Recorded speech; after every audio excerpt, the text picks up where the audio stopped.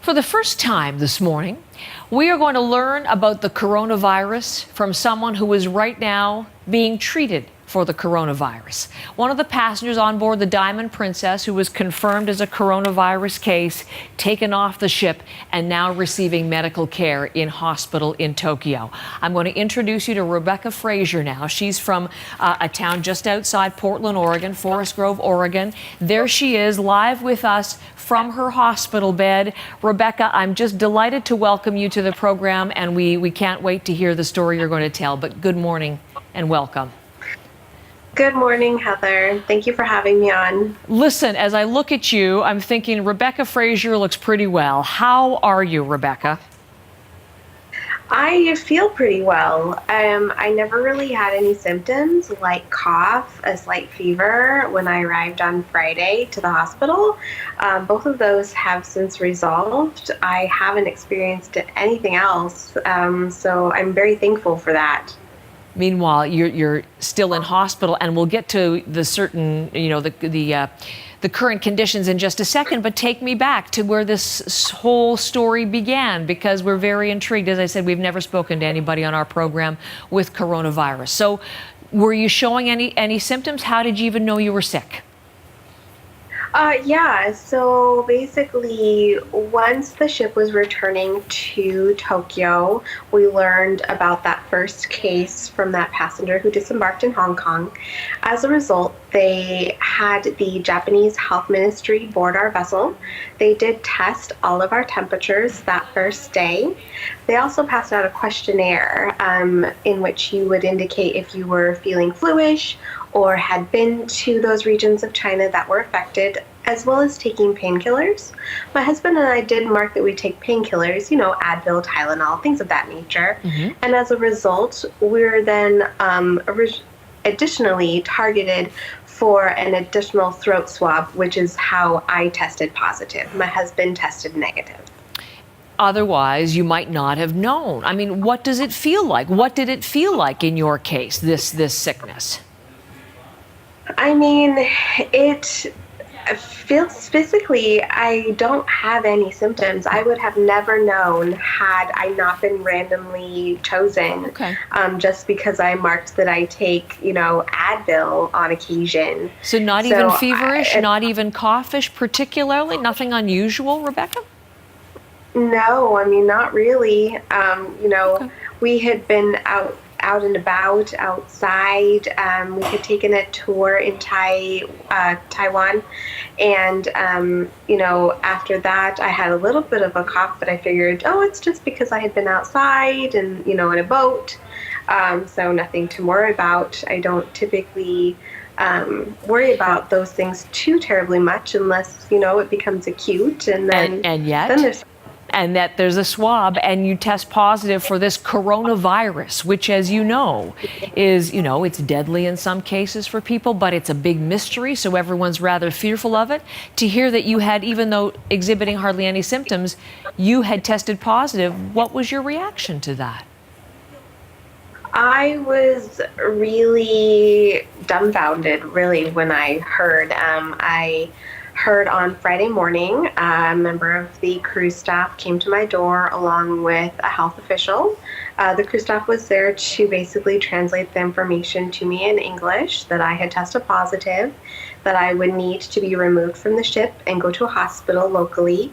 My husband would have to stay on the ship and wait out his quarantine. And I would be taken within a couple of hours to do all of this. So it was definitely a whirlwind. I was completely shocked. You just never think that something like this is going to happen to you, let alone, on vacation that was supposed to be amazing. Yes.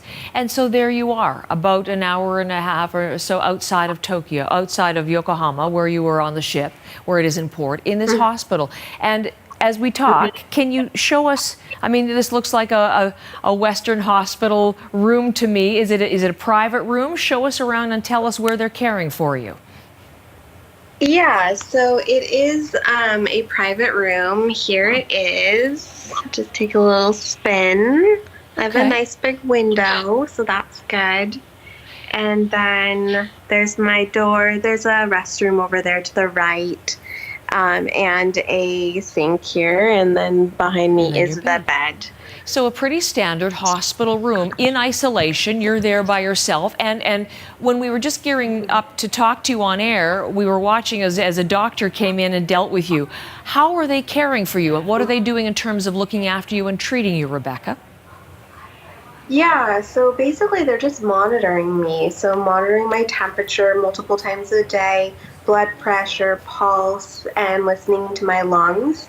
Other than that, I've not received any additional treatment, no IV fluids, no IV medications, or other oral medications to treat, any sort of a flu or cold symptom. So basically, I'm just in the isolation, so not to pass it along to anyone else. How would you assess the level of care? I would say the level of care is good. Um, Being in a hospital in a foreign country for which I don't speak the language has its challenges, but the doctors and the nurses are very caring, and they check in, make sure that I don't need anything. If there is anything I need, they are perfectly willing to, get that for me and to make sure that I am comfortable during my stay. So you told me earlier your symptoms are not worsening, and that is good news. I'm wondering what you're hearing then as far as when you might be released, where you will go, might you go home, any of those questions? Yeah, definitely. So, right now, I'm waiting. I have to wait 14 days from when I was first tested for an additional test. And so that has to be done twice, so 12 hours apart. Once those tests come back clear, then I can be released from the hospital to go home. So, or reunite with my husband and then go home. And then we'll have flights arranged in some capacity to head back to the States. Because right now your husband is in quarantine still on board the Diamond Princess. Are you able to be in communication? As you said, there you are in a hospital where you don't speak Japanese. Are you able to be, and we're looking at a picture of the two of you together, to get information from him, to connect with him, as he too is in a state of uncertainty, I guess, on board? He is, yeah. So we are able to communicate and connect. I have my phone here with me, so we're able to FaceTime and text throughout the day. And he is definitely, in a bit of a level of uncertainty being in the quarantine on the ship. That is supposed to end on the 19th, barring any unforeseen changes. So, there is some kind of light at the end of the tunnel. It's kind of far away, it seems right now, but we'll get there eventually and be able to go home and kind of regroup and refresh. And reflect. I mean, I'm certainly hoping for his health too, because more and more people on board the ship are actually getting sick right now. Can I ask you finally, Rebecca, for this conversation, I'm wondering, we're talking about this, it's been our top story in the news for 4 weeks now, and there is a growing number of cases around the world, and there still is a lot we don't know about this coronavirus. But here you are, you're dealing with it. Mild case, thankfully, but you are dealing with it. I mean, what is your message to us as we talk about coronavirus? Yeah, I mean, my message is that for all the people who are here in Japan, on the cruise ship who have been tested and everything and quarantined, the government is making really sure that, nobody is leaving the ship, so nobody can spread this around to any of the public. And we won't be able to leave where we're at until they're sure that it's contained. So nobody needs to worry about us bringing it back, to Canada or to the States or wherever we're from. They're going to make sure that, we're clear before we can do that. And I think that a lot of people are scared that we're going to bring it back over the borders, and it's just going to spread rampant. And I think that the folks who, channel that, they're doing the best that they can to contain it and keep everybody safe. Rebecca, I hope you continue to feel well. Wonderful to meet Thank you. Sharing your story, the first time we have heard from a coronavirus patient there, and it looks like you're going to have a few days of, well, quiet and maybe some boredom at times, but good health is the most important thing, and as we say, we're glad you're feeling well. Thank you for talking to us today. Thank you so much for having me on. Rebecca Frasure from her hospital room in Tokyo. First time on our network, as you hear, in the first person from someone who is being treated for the coronavirus.